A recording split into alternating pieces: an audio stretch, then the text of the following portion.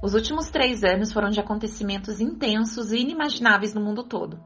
Essa pandemia sem precedentes pode ter chegado a matar 15 milhões de pessoas no mundo todo em apenas 2 anos.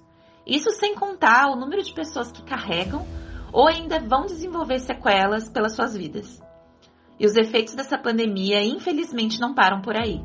A gente está vivendo um momento de estresse pós-traumático coletivo, onde aquela linha tênue que mantinha o equilíbrio que existia entre o convívio social e o isolamento se rompeu e acabou potencializando a intensidade dos nossos sentimentos, das nossas emoções e também das nossas reações fisiológicas. E um dos possíveis efeitos colaterais mais graves da pandemia de Covid-19 é causar uma possível pandemia de demência nos próximos anos. Veja essas manchetes dos jornais de maior circulação no Brasil.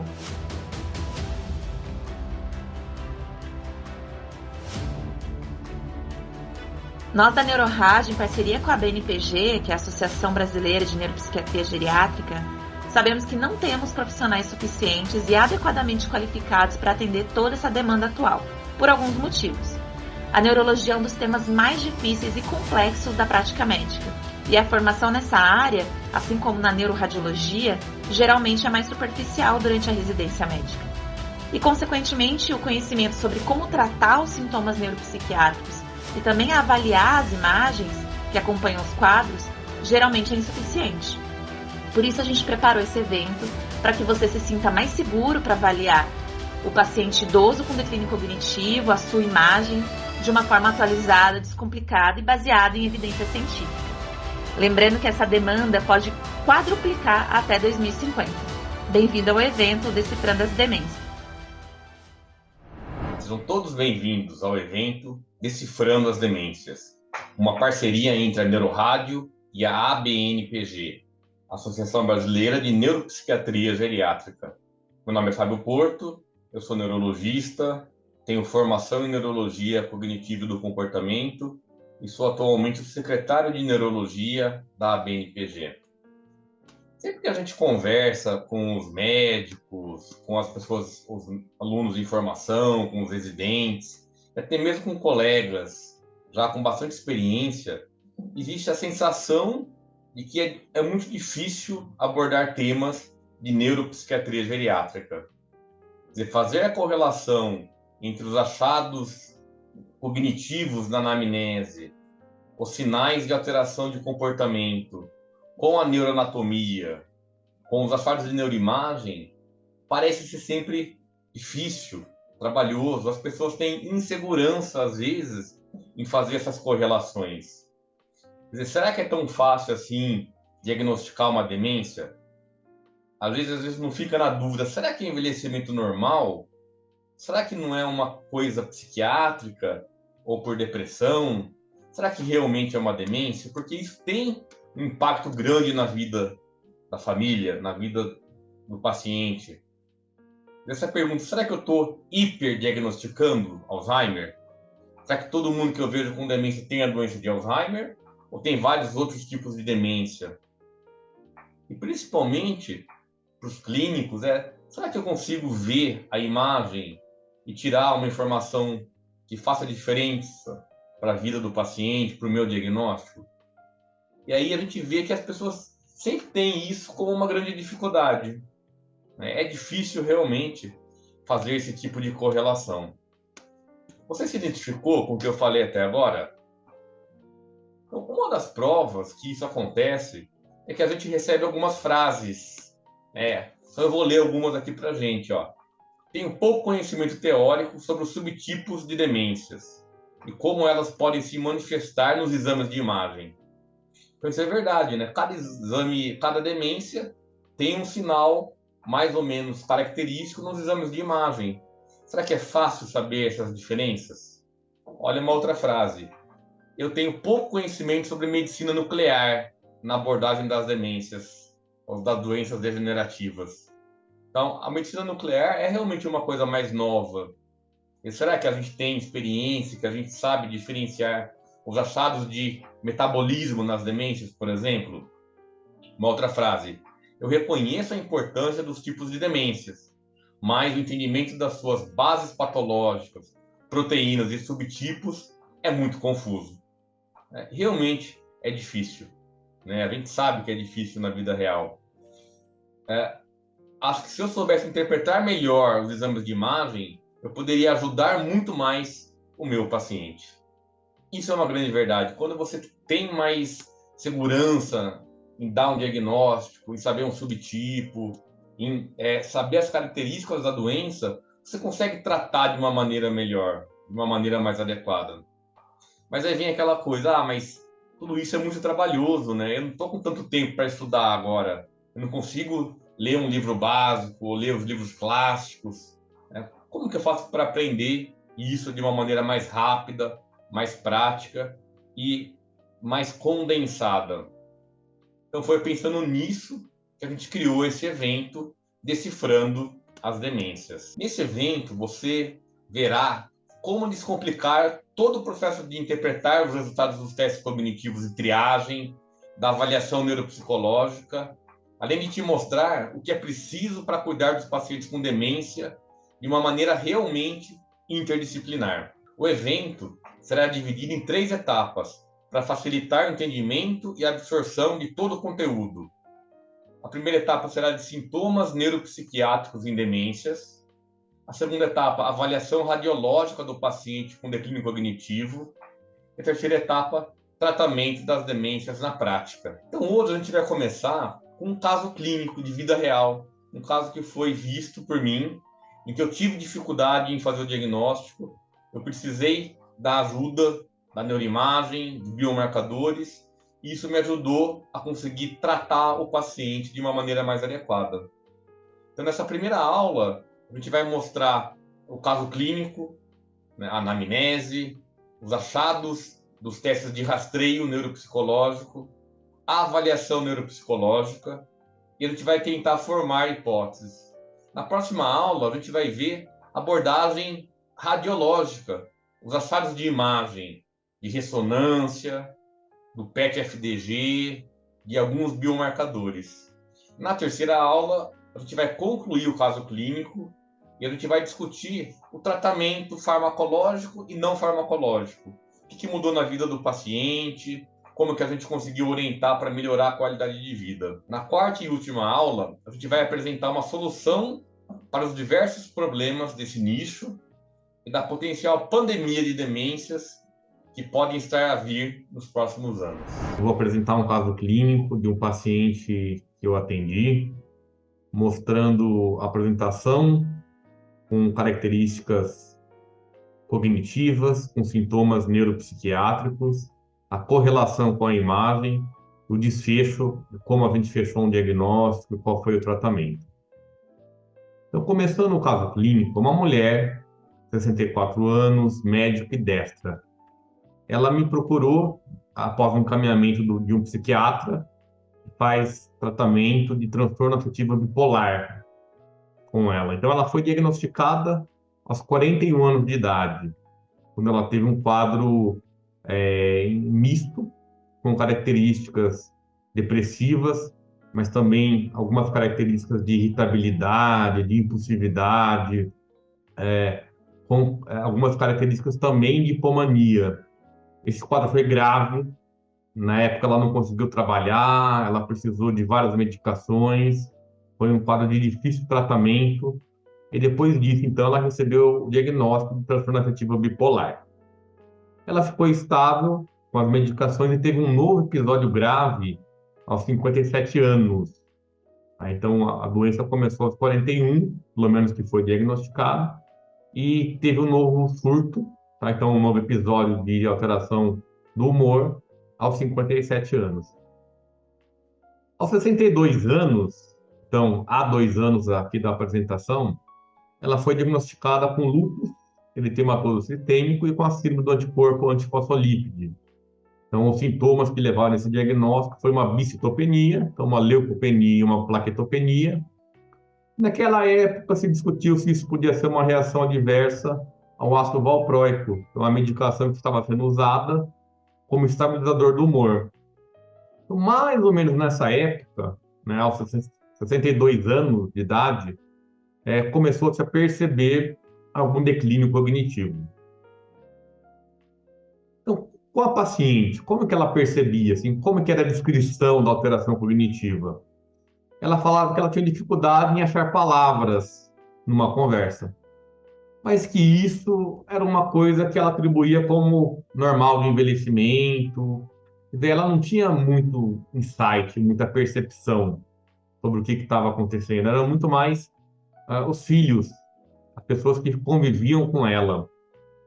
Então, ela estava trabalhando numa unidade básica de saúde, num turno de 6 horas por dia.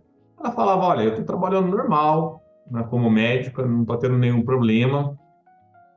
Quando questionado sobre como que é lidar com as finanças, né, que é uma das coisas mais complexas, que primeiro começa a alterar quando a pessoa tem declínio cognitivo, ela me fala: olha, quem cuida das finanças é minha filha, porque por conta do transtorno afetivo bipolar, eu já tive problemas com gastos excessivos, ela já tinha feito empréstimos familiares aos familiares e isso não tinha sido bem visto pela família, então acabou que ela não lidava mais com as finanças. Quer dizer, um marco funcional a gente não tinha como ter certeza como que estava essa habilidade. E aí sempre é bom, então, ter uma informação colateral. Perguntar para a filha: olha, como que está, né, a capacidade cognitiva, como que você vê? Esse é um ponto. Sempre é bom você ter a informação do doente, né, da pessoa que está sendo avaliada, mas também uma informação colateral. Então, a filha que estava na consulta claramente associava a perda cognitiva ao estresse.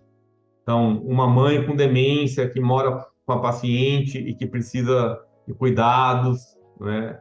A família com doença psiquiátrica, a gente vai ver mais para frente vários casos de doença psiquiátrica na família, algumas questões financeiras também, por empréstimos, por gastos excessivos, mas ela acha que a memória realmente está pior, né? E ela percebe isso porque a paciente perde objetos pessoais. Então, ela guarda as coisas, esquece onde guardou, e fica procurando, fica achando que é, perdeu, que não sabe onde está. E isso é caracterizado como uma mudança. Quer dizer, a pessoa não era assim e passou a ser assim, passou a ter esse problema. Então, um dos pontos importantes na anamnese é caracterizar mudanças da função, mudanças da cognição. E aqui, piora cognitiva. Também a filha fala que, olha, para fazer duas coisas ao mesmo tempo, tarefas mais complexas, existe dificuldade. E sim, ela concorda que às vezes ela não acha palavras, né? Um ponto importante aqui, que você vai ver que a gente vai conseguir encaixar isso talvez um pouco depois, é que a mãe parecia mais infantil, fazendo algumas brincadeiras mais bobinhas, assim, às vezes dando risada em momentos inadequados.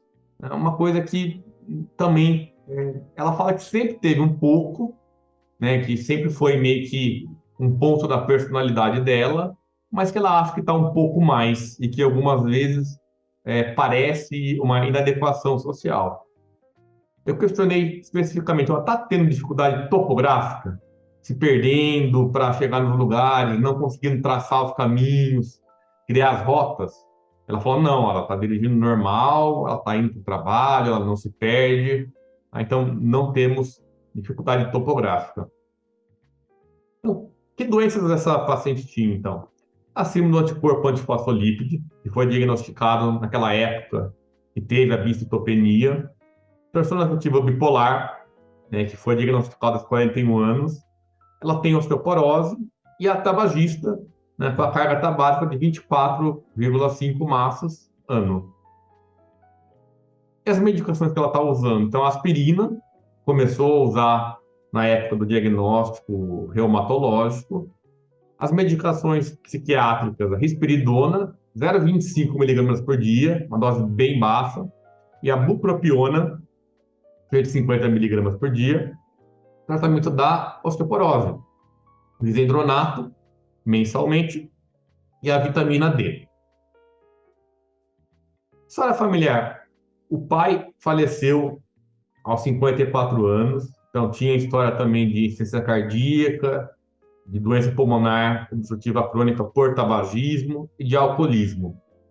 A mãe, viva, aos 90 anos, mora com ela, tem história também de depressão, com internação em hospital psiquiátrico e realizou eletroconvulsoterapia. Então, história de depressão grave, né, o que é compatível, talvez, com o diagnóstico realmente de transtorno afetivo bipolar. E atualmente ela teve um acidente vascular encefálico e provavelmente tem uma demência vascular ou alguma demência que não se sabe exatamente a etiologia. Ela teve 5 irmãos, um irmão falecido num acidente de carro, tá? E esse irmão tinha alcoolismo, então transtorno de abuso de álcool, e tinha surtos, né, que não se tinha o diagnóstico na época. Dos 4 irmãos vivos, 2 com transtorno afetivo bipolar, né, com diagnóstico e tratamento psiquiátrico. Então, sim, uma história familiar compatível com transtorno afetivo bipolar. Então, durante a consulta, realmente, assim, dá para perceber que ela tem um comportamento mais infantilizado, assim, mais pueril. Então, às vezes ela ria em momentos inadequados, né? Durante o teste, isso ficou bem claro que ela dava a resposta e ela mesma ria, né? Então, ela começou a fazer o desenho do relógio, né? A gente vai ver mais para frente, e ela começou a rir, dizendo assim, o meu relógio parece uma cebola, né? E num momento que não é muito comum, não é muito, em geral, adequado a pessoa dar risada.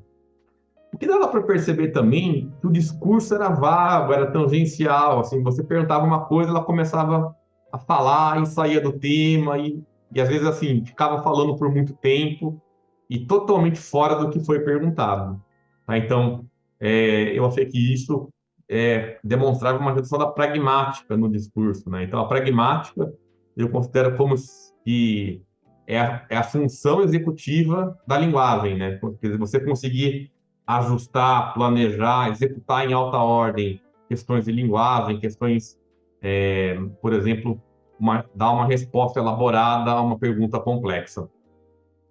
Então, eu percebia isso, né, durante a avaliação, né? E muitas vezes você perguntava, ela demorava assim alguns segundos para começar a resposta, tá? Isso eu achei estranho, assim, uma coisa que me chamou a atenção realmente. Essa paciente, né, ela já trouxe na primeira consulta 2 avaliações neuropsicológicas, tá? Então, a primeira avaliação, que foi realizada aos 62 anos, naquela época que se começou a perceber alteração cognitiva, né, ela tinha alguns testes que estavam bastante normais. Então, o Addenbrooke, que é um teste de rastreio, mas um teste bastante sensível, ela tinha feito 93 em 100, tá? Então o ponto de corte é mais que 80, normal. O mini exame do estado mental, 29 em 30, normal. A fluência semântica, de 15, a fonêmica, de 15, então, semântica, categoria, animais, por exemplo. A fonêmica, de sons, palavras com a letra F, palavras que começam com a letra A, letra S, por exemplo. Na conclusão, depois de todos os testes, é que ela tinha alterações leves nas funções executivas. E a conclusão do teste foi que ela tinha provavelmente um comprometimento cognitivo leve, quer dizer, uma alteração objetiva na cognição, mas que não alcançava o declínio funcional, que não tinha demência. E esse CCL, esse comprometimento cognitivo leve, era não amnésico, quer dizer, não era a memória afetada, e sim as funções executivas. E aí, provavelmente, isso poderia estar sendo causado pelo transtorno afetivo bipolar, tá? Essa foi a conclusão da primeira avaliação neuropsicológica. 2 anos depois, também, já com essa informação na primeira consulta, aos 64 anos, né, foi repetida uma avaliação neuropsicológica. Quais são os motivos que repetiu-se a avaliação? Percebeu piora cognitiva e essa infantilização, esse comportamento mais infantil, mais pueril, né? E aí, olha só, o teste realmente declinou um pouco. Quer dizer, era 93, agora foi 84 em 100. Quer dizer, ainda dentro do normal, né? Mas o minimento, ó, que era 29, foi para 26 em 30. A fluência se manteve, ó, era 15, foi para semântica 16, fonêmica 11. Então caiu um pouco aqui a fonêmica. Nas conclusões, após todos os testes, as alterações que eram leves passaram a ser de leves a moderadas, manteve-se a alteração em funções executivas como principal domínio. Na conclusão, ó, demência leve, quer dizer, muito provavelmente o declínio cognitivo nesse segundo momento estava causando alteração funcional na percepção da neuropsicóloga que avaliou. E aí, os testes foram compatíveis com a amnésia frontal. A amnésia frontal é quando o problema de memória ele se deve por problemas de codificação ou de recuperação. Quer dizer, não é um problema hipocampal, né, de fixar a memória, e sim é de como a pessoa tem a atenção para primeiro receber as informações e depois para buscar as informações que foram guardadas ou que foram fixadas. Tá? Então, aqui sugerindo que a amnésia, na verdade, ela pode ser secundária a alterações executivas. Tá? Então, esse paciente já chegou com 2 avaliações neuropsicológicas. Tá? E um ponto importante, assim, nessa segunda avaliação, né, a paciente relatou para a neuropsicóloga que ela percebe que, às vezes, ela parece ser inadequada, né, que ela se sente constrangida, quer dizer, ela tem percepção, né? Então, ela julga que, às vezes, as pessoas acham que ela tem uma postura inadequada, que ela é infantilizada socialmente. Quer dizer, ela tem uma certa percepção disso, né? Coisa que vai ajudar, às vezes, a diferenciar doença A e doença B. Quer dizer, na cognição, ela não tinha muita percepção. Pelo menos me pareceu que ela não estava muito preocupada. Porém, aqui ela falava assim, não, às vezes eu faço coisas inadequadas, assim, eu me sinto sendo julgado pelas pessoas, porque eu não estou me encaixando socialmente. Aprendizagem cognitiva, então, aqui é o teste de avaliação cognitiva de Montreal, o MoCA. Então, nessa primeira parte, avalia as funções executivas e as funções visoespaciais. Então, aqui é o trail making, teste de trilhas, em que ela deveria alternar números e letras na ordem crescente. Então, do 1 para o A, do A para o 2, do 2 para o B, do B para o 3. Você vê que aqui ela teve o primeiro erro, né? Aí eu corrigi, expliquei de novo, olha, não é do 2 para o 3, é do 2 para o B. Mas você vê que mesmo após a primeira correção, olha, ela errou, ela foi do B para o 4. Quer dizer, ela teve dificuldade em alternar, né, tarefas. Aqui a cópia do cubo, então foi adequado. E aqui o desenho do relógio. Então aqui que ela riu, né, dizendo que parecia uma cebola. Você vê que ela teve dificuldade realmente em planejamento, né? Então o círculo foi adequado, mas na hora de colocar os números na ordem correta dentro do círculo, de fazer os ponteiros marcando 11 e 10, teve dificuldade. Ela nomeou bem os animais, ela conseguiu extrair conhecimento semântico também. Olha, esse animal é o leão, ele é o rei dos animais. O cabelo do leão chama juba. O camelo vive no deserto. Ele consegue armazenar água. Então, não me pareceu nada semântico aqui.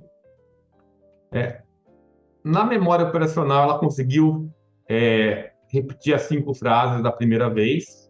Tá? Então, aqui não teve nenhum problema. Ela conseguiu repetir os dígitos na ordem direta e na ordem inversa. Então, eu falei para ela, 2, 1, 8, 5, 4. Ela respondeu, ela repetiu, 2, 1, 8, 5, 4. Aqui eu pedi para ela falar ao contrário, né? Eu falo 7, 4, 2, ela tem que falar 2, 4, 7. Foi ok. Aqui no teste de você bater na letra A, ela teve alguns erros, né? Então, ela bateu no K e no D. Que foram erros de impulsividade. Quer dizer, ela bateu em letras que ela não deveria bater, ela deveria bater só no A. Ela bateu no K e no D. Ela conseguiu fazer contas Então, de 4 cálculos, de 5 cálculos, ela acertou 4. Ela conseguiu repetir frases longas. Então, aqui parece que a memória operacional da linguagem, a alça fonológica, está preservada. Ela consegue manter a linguagem online. Na fluência, ela fez 16 palavras para a letra F. Tá? Então, aqui pontua mais que 11. E ela não conseguiu abstrair a semelhança entre relógio e régua. Então, aqui você fala, olha, quero que você me fale as semelhanças. E o exemplo a lógica laranja e banana são frutas. Tenta sempre seguir essa lógica. Então, trem e bicicleta, meios de transporte. Relógio e régua, ela não conseguiu acertar. E aí, na evocação da memória das palavras, a 0. Ela não conseguiu evocar nenhuma palavra espontaneamente. E aí, quando você dá uma dica, olha, era para lembrar rosto, veludo, igreja, margarida e vermelho. No rosto, você dá uma dica semântica, uma dica categórica. Tipo assim, olha, a palavra que você deveria lembrar é uma parte do corpo. Ela só lembrou 2. E quando você dá 3 opções, era nariz, rosto ou mão, ela acertou 2. Então, isso dá uma memória espontânea de 0 e um índice de memória de 2, 4, 5, 6. 6 em 15. Aqui ela não estava orientada para o dia, mas estava orientada para o mês, para o ano e para o dia da semana. Então, somando tudo, deu 19 em 30. Então, um score abaixo do normal. Então, o normal é 26 ou mais. E um índice de memória de 6 em 15. Abaixo. Aqui é o teste da bateria breve. As figuras, a memória visual. Então, você mostra as figuras.